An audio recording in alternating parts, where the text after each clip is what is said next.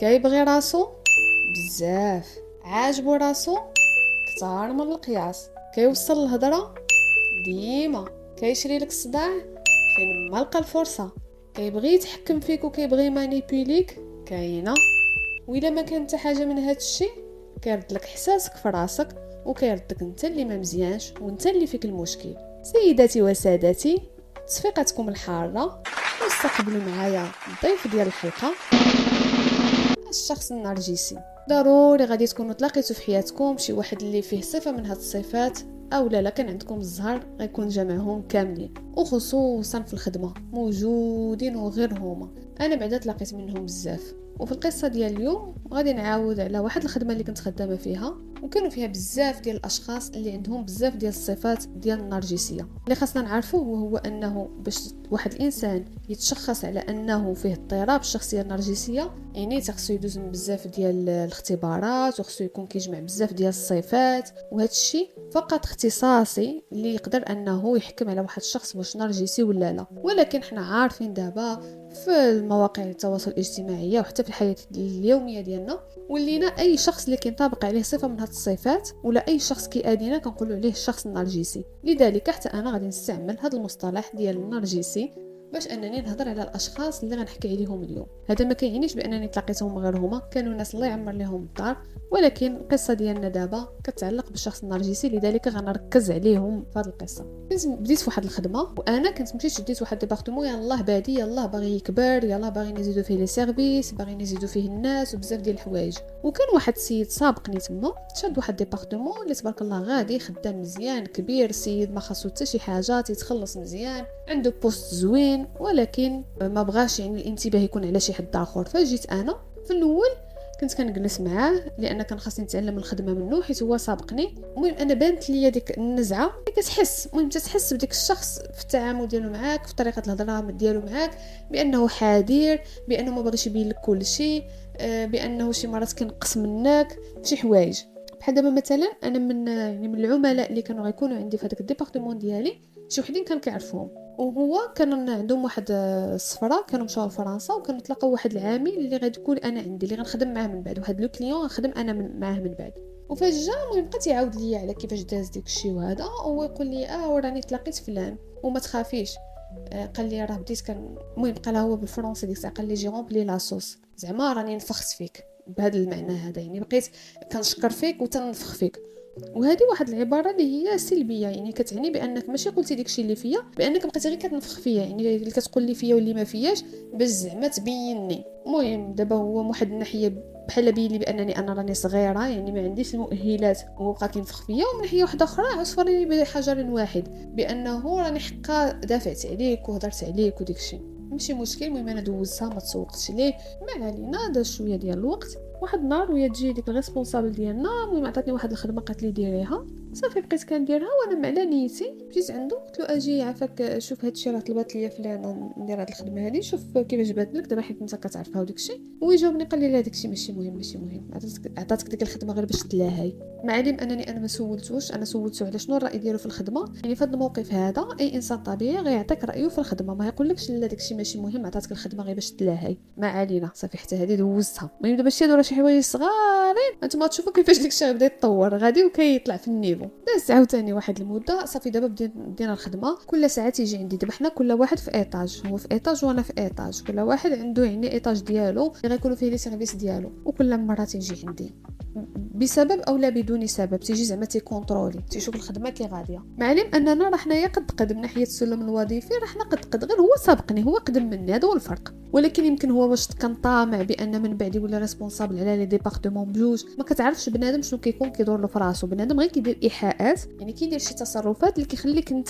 كتقولهم بواحد الشكل، ولكن هو واش كيدور له في راسو راه ما عمر الانسان ما يقولكش كيدور له في راسو. ولكن كان كيجي كل ساعه تيكونترولي. دابا هو كيجي انا كيبين لي بحال انه كيكونترولي ياك، ومن بعد ملي كيمشي عند الريسبونسابل ديالي كيفاش كيهضر معاه على اساس انه كيعاونني. راني صاوبت معاه هكذا، راني درت معاه هكذا. دابا هو كيضرب هنا وهنا، من واحد الناحيه انا تيزاحمني، ومن ناحيه تيبين مثلا لي ريسبونسابل ديالنا بانه راه تيعاونني. من بعد هنا غتدخل هذيك الريسبونسابل الاخرى في الخط، منين دخلت هذيك الريسبونسابل الاخرى في الخط، ولا واحد الصراع دابا بيناتهم، وانا جايه في الوسط، حيت هي كتهضر لي عليه، هو كيهضر لي عليها، منين كيدابزوا كيجيو كيعاودوا ليا، وكل واحد فيهم كيحاول يقلبني على الاخر، وانا تنحاول ما امكن انني عرفتي تنسمع وما تنهضرش، باغا انايا نخدم وصافي وما باغا مشاكل، وانا يلاه جايه تما جديده. من بعد بدات هي كتقول لي راه تمشي عند الريسبونسابل، راه تيقول لها بانك ما كتعرفيش، بانك ما كديريش، بانك ما غتزطيش، بانك ما غتقدريش، وانا حقا كنقول لها لا راه غتقدر، السيده خدامه، السيده عندها مؤهلات، السيده كتخدم مزيان. عاوتاني هي كتبين لي بانها كتدافع عليا، كل واحد كيحاول انه يضرب هنا وهنا معايا انا باش يربحني لجهته، ومن عاوتاني مع الريسبونسابل ديالي باش يبين لها بانه حقا راه كيعاون هذيك السيده اللي جات جديده لصالح الشركه. دازت واحد المده، المهم اشهر، المهم كيوقعوا بزاف ديال الحوايج اللي غادي يوقع، وهو انه من بعد صافي انا لو ديبارتمون ديالي بدا تيكبر، ولاو عندي لي سيرفيس بزاف، ولاو عندي لي كليون بزاف. هذوك لي كليون ديالي كان عاجبهم الحال الحمد لله، الخدمه كانت غاديه مزيان، داكشي اللي كانوا هما كيتسناوه هو اللي لقاوه، زائد التعامل ديالي زوين، كومونيكاسيون التواصل ديالي معاهم حتى هو زوين، كانوا تيهضروا عليا زوين. دابا ملي كيهضروا عليا زوين مع لي كليون ديالو، هو هذيك لا كليون ديالو حيت قدامين، عرفتي كانوا كيعرفوا بعضياتهم من سنين، هذه كيتعاودوا كل شيء في اطار الخدمه بطبيعه الحال. كانت كتهضر معاه كتقول له راه فلانه وفلانه راه عجبهم الحال من فلانه، راه عجبهم الخدمه ديالها، وهذا هو دابا ما حدو، هو كتقول له ديك الهضره، هو عرفتي كتشدو الجعره، السيد كيجعر، وفاش كيجعر تيبدا يحفر ليا انا مع عاوتاني لي ريسبونسابل ديالي، حيت انا في جميع الاحوال راني تابعه الفرع اللي كاين هنايا لهذوك لي ريسبونسابل اللي عندي. من بعد ما فهمتش انا شنو غيوقع في الكواليس، حيت انا ما كنتش كندخل راسي بزاف مع الناس، الا حتى غيوليو بزاف ديال الناس ضدي.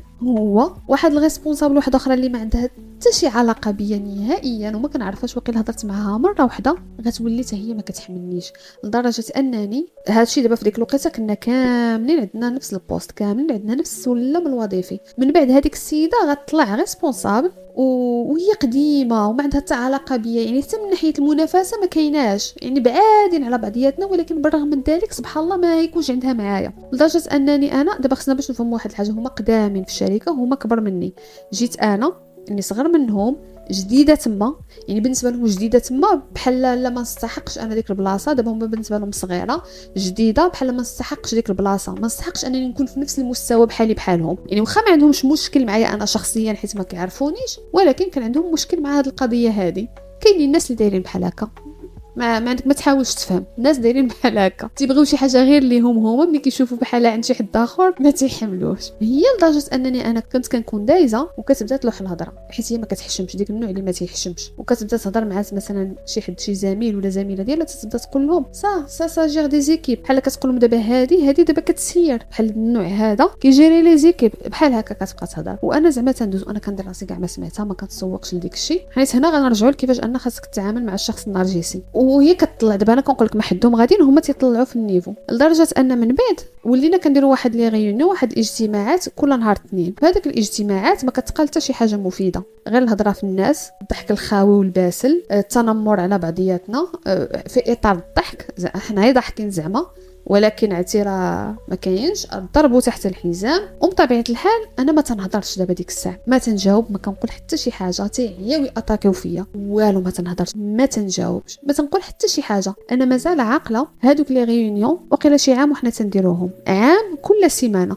نكون هضرت وقيله شي مره ولا جوج المرات، حيت الريسبونسابل ديالي سولاتني وكان خاصني نجاوبها، ولكن باش شي حد يلوح ليا شي هضره نجاوبو، شي حد يقول شي حاجه نجاوبو، شي حد يهضر على شي حد ندخل نهائيا. انا هذه كانت هي الاستراتيجيه ديالي، ما كنهضرش. ملي كانت كتسالي لا ريونيون ولا كيسالي الاجتماع وكنمشي انا للبيرو ديالي، اش كيدير مباشره كيتبعني، كيجي عندي. انا ما تنفهمش علاش ما كتهضريش على راسك، دافعي على راسك، زعما تيعمر فيا، لا وهضري وعلاش. ودابا هو من هذوك الناس وانا عارفه حتى هو كيحفر لي وتيجي عندي ويبدا يقول لي، دابا هو تيبدا يقول لي زعما الاخرين جاوبيهم، هو انا عارفه باغي غير الفراجه، راه ماشي زعما تيهضر معايا حبا فيا ولا كيهضر معايا كينصحني نصيحه الخير، انا عارفه باغي غير يتفرج، باغي الفراجه. وحيت هو عارف بان هذوك ما تيحشموش، حيت فعلا حيت هما كانوا كيدابزوا، انا كنت كنشوفهم ملي كانوا كيدابزوا ما كيحشموش، ديك النوع اللي ما تيحشمش، ديك النوع اللي خاصك طيح معاه النيفو الا بغيتي تهضر معاه. وانا ما كنتش كنبغي، انا كنبقى نقول له ايه واخا ان شاء الله، واخا الله يصاوب، واخا ان شاء الله، كنبقى كنساوي معاه. عاوتاني كانوا كيديروا دي زيفينمون، عرفتي واحد التناقض عاطي. دابا حنا خدامين في واحد الجو اللي هو توكسيك، غير من هادشي اللي عاودت راه غير واحد الجزء صغير من لا توكسيسيتي اللي كنا عايشين فيها، من عتي ديك التلوث اللي كنا عايشين فيه، التلوث الاجتماعي اللي كنا عايشين فيه في ديك الخدمه. وكيجيو تيبغيو يديروا دي زيفينمون اللي حقا نخدموا فيها على التعاون، التآزر، التسامح، المهم لا كويزيون ديكيب تيسميوها، يعني التناقض. ودابا انت اصلا انسان خدام معاه وما حاملش تخدم معاه، فكيفاش غتمشي معاه في ايفينمون، ولا غتمشي تتعشى معاه، ولا غتمشي تتغدى معاه، ولا غتحتفل معاه؟ ما علينا. انا بطبيعه الحال ما عمري ما كنت كنحضر حتى شي حاجه، كنت ديما كنهرب، ديما راني ما مسالياش، راني ما مشغوله، راه عندي شي حاجه دار. وما كانوا كيحسوا بيا بانني ما كنتش كنبغي، لدرجه ان وحده، ان هذيك الريسبونسابل قلت لكم ما عندها حتى شي علاقه بيا، لدرجه ان واحد النهار في واحد لا ريونيون قالت لي ما يمكنش هادشي، راه ما يمكنش هادشي، راه زدتي فيه. عرفتي ما جاوبتهاش، زعما علاش ما كتبغيش تحضري؟ ما جاوبتهاش. ومن الحوايج اللي عاوتاني كان كيديرهم ديك السيد، وهو انه كان كيشكم بيا، كيبغي يجبد لي الصداع. مثلا شو كيدير؟ كل صباح تيجي هو كان كيجي بكري، انا شي مرات كنت كنتعطل واحد شويه، لانني شحال من مره كنت كنسالي معطله، لان كانوا لي سيرفيس يلاه بادين، كانت عندي الخدمه اكثر منه في الاول. ضروري واحد ديبارتمون باش تلونسيه، واحد لي سيرفيس باش تلونسيهم، راه تيكون عندك الخدمه بزاف. شي مرات حيت كنتعطل في العشيه، كنت في الصباح ماشي مشكل، واحد 5 دقائق ولا 10 دقائق كنجي معطله. كيجي هو كيمشي عند لا ريسبونسابل ديالي وتيقول لها واش ما شفتيش فلانه، راه البيرو ديالها لقيتها مازال ما جات، واقيله بحال هكا. لدرجه واحد المره هي في واحد لا ريونيون لاحتها ليا، قالت لي عافاك حاولي تبداي تجي بكري، حيت ديك النهار فلان تلاقات عاد 9 و5 دقائق في لاسانسور حطاتو بوجهه. المهم يعني هو اللي قالها لها باش تعرفني، هي انا تلاقيتو مع 9 و5 دقائق في لاسانسور. المهم بقيت انا غير كنشوف حاجه واحده اخرى، كيجي مثلا ما كيلقانيش، كنكون مثلا مشيت نتغدى ولا شي حاجه، وتيمشي عند لا ريسبونسابل ديالي، واش ما شفتيش فلانه، راه قلبت عليها ما لقيتهاش، زعما راه مشات تغدى، راه خرجت، راه مشات سرحات. ودابا هادشي شكون كان كيقولوا لي انا عاوتاني؟ واحد السيده كانت خدامه في واحد البيرو حدا لا ريسبونسابل ديالي، هي ما كانت عندها حتى شي علاقه بينا. من بعد هذه اللي غتولي صاحبتي، غنمشيو انا وياها بجوج من ديك الخدمه، وغادي نبقاو دابا لحد الان صحابات. كانت كتجي عندي، كانت كتقول لي راه فلان راه مشى عاوتاني عند الريسبونسابل ديالك، راه شنو قال لها وشنو قال لها. ديما تيقلب انه شري ليا الصداع، ديما تيشكم بيا اي حاجه. عرفتي لا تنفس كيمشي يقول لها واش شفتي فلانه راه تنفسات، حتى حاجه كلشي كيمشي كيقولوا لها. هي باش تعرفوا بان شي مرات الانسان تيكون فيه واحد الفيس والله يشافيه، تيكون ما يربح منه حتى شي حاجه، حيت هو من بعد سنوات من بعد غيخرج من ديك الخدمه، ما غيبقاش فيها، غيمشي لقنت اخر. وهذيك صاحبتي اللي كانت كتقول لي راه شنو كيقول عليك، غتلاقاه واحد النهار، ومني غتلاقاه غتسولو، حيت انا ما عمري ما درت له حتى شي حاجه خايبه، ما عمري ما اديته، ما عمري ما جاوبته، ما عمري حتى ما واجهته. ليومنا هذا ما عمري ما واجهته بانه راه كنت عارفه شنو كيديروا داكشي، وما عمري ما تعاملت معاه خايب. انا المعامله ديالي بقات معاه كيف ما هي. قلت دابا بغيت غير نسولك، علاش فاش كنا في الخدمه الفلانيه علاش كنتي كدير داكشي الفدوه، علاش كنتي كتمشي وكتبدا تشكم بها، علاش كنتي كتمشي كتوصل عليها الهضره، علاش؟ تخيلوا شنو غيجاوبها؟ قال والله ما نعرف، حنا كنا ديك الخدمه شي حاضيشي وبلا فايده وبلا حتى شي سبب. تخيلوا واحد الانسان ما عنده معاك حتى شي مشكل، ما هيربح والو، وتفكر انه يجبد لك الصداع، انه يشكم، انه يدير لك المشاكل. يعني هذا مرض، الله يعفو على الناس بحال هكا، الله يشافيهم. هادشي اللي غادي تقول الله يشافي. عرفتي فاش قالتها لي بقيت انا مصدومه، يعني السيد اصلا ما كان متوقع حتى حاجه من داكشي، ما كان غيربح حتى شي حاجه، ولكن كان كيلقى فيه المتعه ديالو، ولا ما نعرف، كان كيلقى فيه شي حاجه كان كيلبيها من داكشي اللي كان كيدير. داكشي باش انا تنقول يعني ديك الاشخاص النرجسيين خاصكم ما تحاولش تفهموهم، حيت ما كاين حتى شي التفسير غادي يكون تفسير اللي هو نفسي عميق سريري، اللي خاص يقوم به شي اختصاصي. اما انت باش تحاول تفهم علاش واحد الشخص كيتعامل معاك بهكا ولا هكا، ما كاين لاش، تضيع الطاقه ديالك والوقت ديالك والجهد ديالك اللي تقدر انك توظفهم في شي حاجه اللي تنفعك اكثر. انا دابا في الوقت هذا كامل كيفاش كنت كنتعامل مع هادشي كامل باش نكونوا متفاهمين، راه الا جمعناه كامل زائد الضغط ديال الخدمه زائد كل نهار على واحد المده ديال عام ونص، راه بزاف. يعني دابا هكا في المعاوده تيبان ساهل، ولكن انا ديما تنقولها، يعني لنكن رحيمين بالانفس ديالنا وبالناس، خصوصا دابا مادام كنهضر في اطار الخدمه، خصوصا في الخدمه ما نحاولوش نزيدوا الضغط على بعضياتنا، ما نحاولوش اننا نحاربوا بعضياتنا. راه الله يحسن العوان، الانسان كيكون اصلا عنده واحد ضغوطات وحروب كيكون كيعيشها على برا في الحياه ديالو الشخصيه، فاش كيجي للخدمه وتلقى بحال هذا الجو المسموم، راه الله يحسن العوان. ما علينا، نحاولوا حنا غير كل واحد فينا انه ما يكونش سبب من اسباب ديك السميه اللي كتكون في الخدمه. اما بالنسبه للناس الاخرين راه لا سلطان لنا عليهم، ندعيو لهم بالهدايه وحنا ندعيو الله يرزقنا الصبر. دابا انا كيفاش كنت كنتعامل مع هذا الشيء؟ معلم انه ما كانش ساهل، انا ما كنتش كنجاوب. علاش؟ حيت داكشي كيزيد غير هما الداخل ديالهم كيلعب عليهم، حيت انا ما كنعطيهمش الفرصه فين انهم يزيدوا يخرجوا. ولا واحد الانسان باغي يتحارب معاك، انت ما دخلتيش معاه في الحرب، ما تعطيهش الفرصه باش انه يخرج الاسلحه ديالو كاع كامله، حيت واخا يعيا يبغي يضرب فيك، الا ما عطيتيش ديك الفرصه، ما نزلتيش معاه لساحه المعركه، ما يخرجش الاسلحه ديالو كاع كاملين. انا هذه هي الاستراتيجيه اللي كنت خدامه بها، ما تنعطيهمش فرصه فين انهم يحاربوني. واخا كانوا كيحاولوا ما كنتش انا كنهبط للميدان كما تيقولوا، كنبقى انا شاده تقارب. هذه اول حاجه. ثاني حاجه انني ما كنتش كنهضر. هذا ما كيعنيش بانني كنت ديما ساكته على حقي، كنت كنختار الوقت المناسب وقاش خاصني نهضر. كنهضر في واحد الموقع اللي انا كنكون هضرتي فيه غتكون مسموعه. كنهضر باش نهضر على خدمتي، كنهضر باش نهضر على راسي، باش نهضر على الانجازات اللي كندير في الوقت المناسب وكنبان. هذه اول حاجه. ثاني حاجه، ما عمري ما كنت كنقول شنو هي الخطوه ديالي الجايه شنو غتكون، ما عمري ما تنقول شنو غادي ندير، لي بلان داكسيون اللي غنخدم عليهم، كيفاش غادي نخدم عليهم.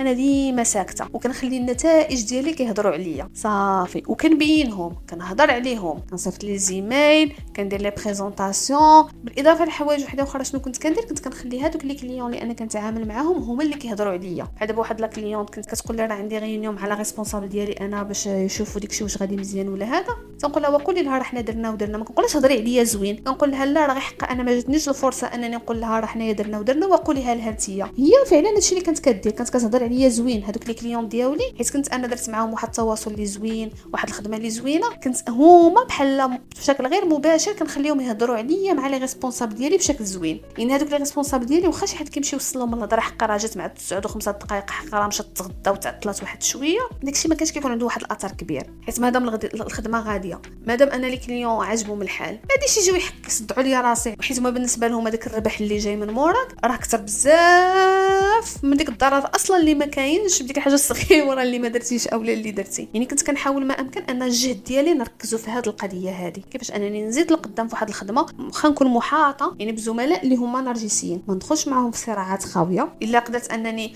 نسحب ماشي مشكل، هذا راه ماشي ضعف، باش نكونوا متفاهمين. عرفتي باش ان واحد الانسان كيستفزك كل مره وانت ما كتجاوبوش، هذه راه قمه القوه. يعني حتى واحد ما يحسك بانه هذا راه ضعف، راه ماشي ضعف. شي مرات الانسحاب راه تيكون قوه، باش انني نتحكم في راسي ونتحكم في الاعصاب ديالي ونتحكم في فمي باش ما نخرجش على الطوع ديالي. هما باغيين يخرجوني على الطوع ديالي، هذه راه قوه. راه داك اللي تيبدا يغوت وتيبدا يهضر وتيبدا يجاوب، هذاك راه لا يعني بان ديك الانسان راه قوي الشخصيه، هذاك يعني بان ديك الانسان راه ما كيقدرش يسيطر على راسو، ما كيقدرش يسيطر على الانفعالات ديالو. هنا غنهضر على واحد الحاجه اللي سميتها اختيار المعارك. كتختار المعركه ديالك. دابا حنا في الحياه غاديين كاينين بزاف ديال المعارك اللي نقدروا اننا نخوضوهم. حنا في حرب، حنا عايشين، ربي خلقنا في كبد الجهاد، وما كايناش الراحه، كاينه غير تماره. كاين بزاف د الحوايج زوينين، ولكن راه ما كايناش الراحه اللي جينا نشوفوا. هذوك المعارك راه ما يمكنلكش تخوضهم كاملين، مستحيل. حتى واحد ما عنده الطاقه، ما عنده ديك الجهد كله، ما عنده ديك الوقت كله باش انه يخوض هذوك المعارك كامل اللي كيواجهها. لذلك تنختاروا المعارك اللي غادي نخوضوها. كيفاش كنختاروهم؟ تنشوفوا المعارك اللي انا الا ربحتهم غيجيبوا لي اكبر عائد من الفائده بكل بساطه. واحد المعركه اللي غنخوضها غنضيع فيها غير الطاقه، غنخسر فيها غير يعني الراحه ديالي النفسيه، الراحه ديالي الجسديه ما عندي ما ندير بها.